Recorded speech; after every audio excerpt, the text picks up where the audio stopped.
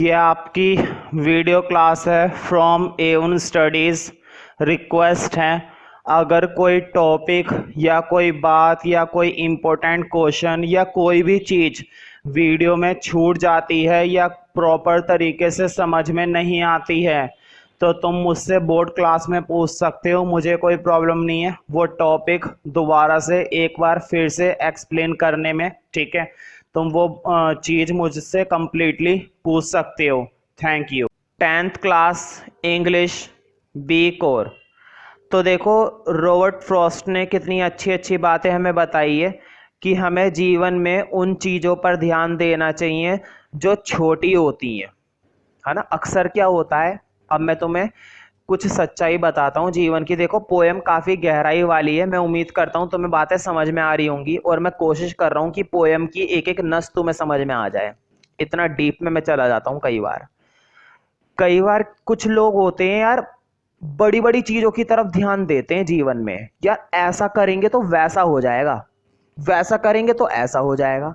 अरे भाई, बड़ी बड़ी चीज़ों की तरफ तो बाद में सोचना, पहले छोटी छोटी चीज़ों को तो कलेक्ट कर लो। उन छोटी छोटी चीज़ों के आधार पर ही तुम्हारे साथ बहुत कुछ हो जाएगा। लेकिन होता क्या है, नहीं यार इसमें कुछ नहीं रखा, इससे क्या होने वाला है, इससे कुछ नहीं होने वाला, मैं तो वो करूंगा उससे होगा।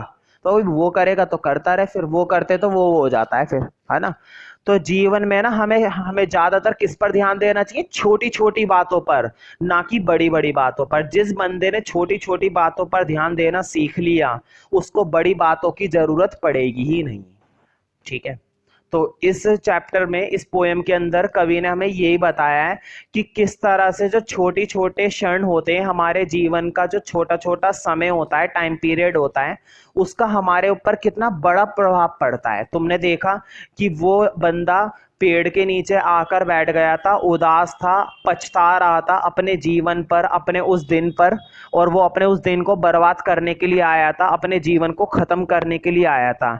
लेकिन किस तरह से उस एक छोटे से क्षण ने, उस बर्फ की धूल ने, डस्ट ऑफ स्नो ने उसकी जिंदगी बदल दी। बताओ, हमारे फ्रिज में तो दुनिया भर की बर्फ होती है, हमारी तो नहीं बदली अभी तक जिंदगी, उसकी बदल गई।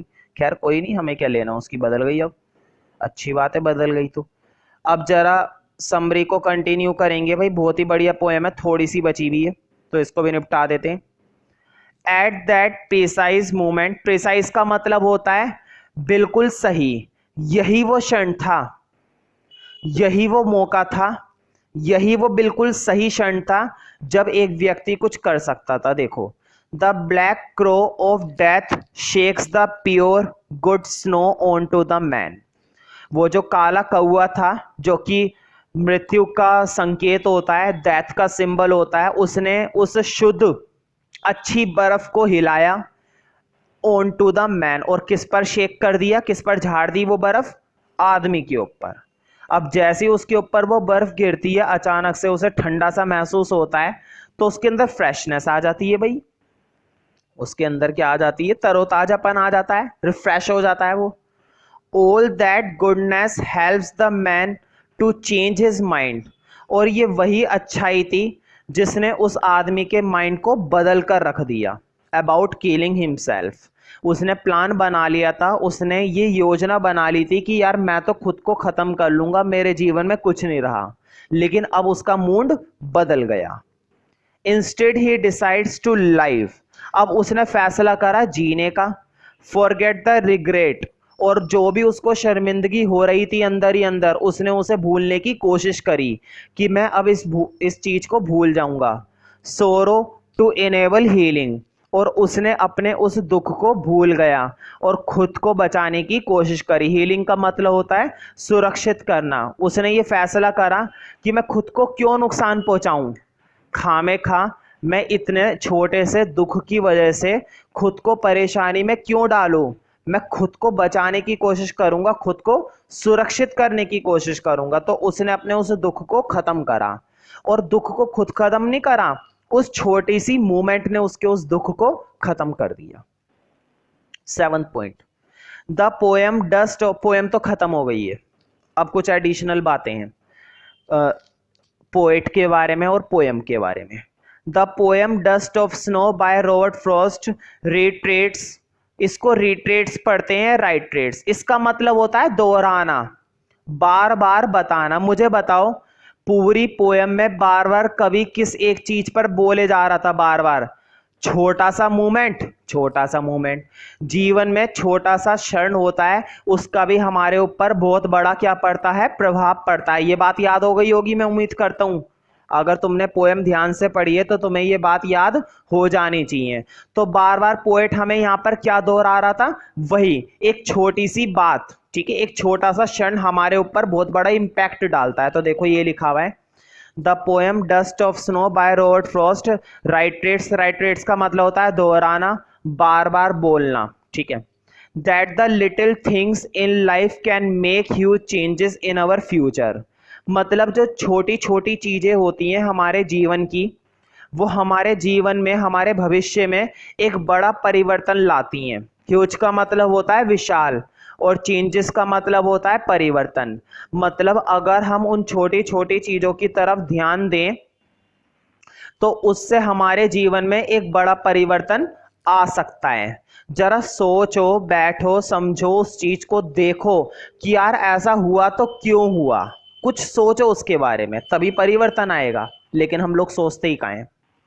It also shows that if we can take the hard time of life in stride, stride का मतलब होता है कदम।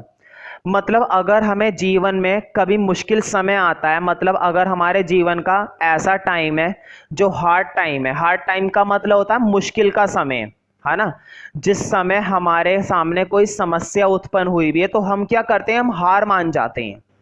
भाई मैं तो नहीं मानता, तुम लोग तो जरूर मानते होंगे, मुझे मालूम है पूरा। तुम जैसे लोग क्या करते हैं? हार मान लेते हैं, अफसोस करते हैं, यार मेरा तो कुछ नहीं हो सकता, मेरा तो ये नहीं हो सकता, मेरा वो नहीं हो सकता। तो फिर तो कुछ नहीं होने वाला, फिर तो भगवान भी आकर बोलेगा तेरा कुछ नहीं हो सकता, मेरे पास ही आ जा तू। तो हमें क्या करना है? हमें उस समय में बैठकर ये सोचना है कि अगर मुश्किल समय है तो इस मुश्किल समय को खत्म कैसे किया जाए। इस मुश्किल समय को हमेशा ध्यान रखना, भगवान अगर ऐसी परिस्थिति तुम्हारे सामने उत्पन्न कर रहा है ना, जब मुश्किलें हैं, तो उसके पीछे भी कोई ना कोई वजह है। वो वजह तुम्हें समझ में नहीं आएगी, है ना, लेकिन एक टाइम ऐसा आएगा जब तुम इस बात को समझ लोगे कि हाँ कुछ तो वजह थी, आखिर मेरे अंदर कुछ चेंज हुआ, कुछ तो परिवर्तन आया। Eventually something will happen to change our situation into happier times, और तभी अचानक से, इवेंचुअली का मतलब होता है अचानक, और समथिंग का मतलब होता है कुछ, कुछ ऐसा, है ना, अचानक से फिर कुछ ऐसा हो जाता है जिससे वो हमारा समय किस में बदल जाता है? हैप्पियर टाइम में। मतलब कुछ समय पहले हम मुश्किल में थे, कुछ समय पहले हम उदास थे, कुछ समय पहले हम परेशान थे, लेकिन तुरंत वो समय किस में बदल गया? खुशी के समय में। अब हम खुश हैं, हैप्पी हैं। 8 पॉइंट देखते हैं। The simple things we do for others can make all the difference, जो आसान आसान चीजें हम दूसरों के लिए करते हैं उसी से डिफरेंस होता है, उसी से ही परिवर्तन आता है।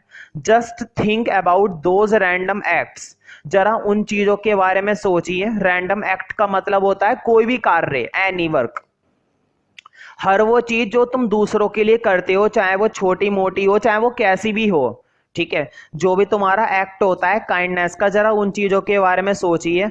And how much they brighten a person day and sometimes change their future, वो किस प्रकार दूसरे के जीवन को ब्राइटन कर देता है, रोशन कर देता है।